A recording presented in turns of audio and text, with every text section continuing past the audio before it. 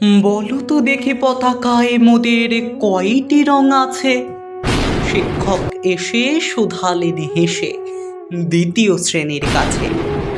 একসাথে মিলে সব ছেলে বলে চিৎকার করে জোরে, তিনটি বর্ণ রয়েছে রাঙানো জাতীয় পতাকা জুড়ে। শ্রেণীর পেছনে বেঞ্চের কোণে শিশু ছিল এক বসে। পতাকার মাঝে 5 রং আছে, বলল সে মৃদু ভাষে।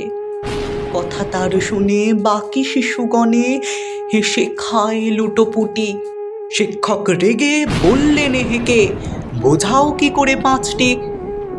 মাথা নিচু করে ভয়ার্ত স্বরে সরল শিশুটি বলে, উপরে গেরুয়া মাঝখানে সাদা, নীল আছে তার তলে, আর আছে আঁকা গোলাকার চাকা, কালো রং আছে এতে।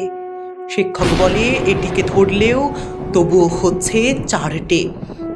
অবুধ শিশুটি বলল তখন, রং আছে আর এক, লাল লাল ছোপ দাগ দেখা যায় ওই পতাকার মাঝে।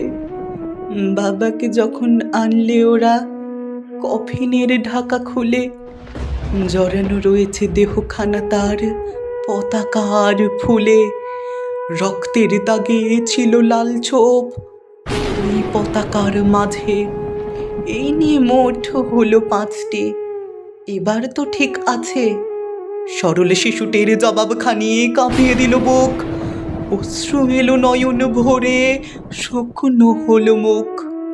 আজও যারা দেশের জন্য করছে বলিদান, স্বাধীনতার শহীদ সম তাদের অমর প্রাণ। হয়েছে স্বাধীন, পেরিয়ে গেছে 70টি বছর, দেশ বাঁচাতে যাচ্ছে যে প্রাণ, রাখছে কি তার খবর?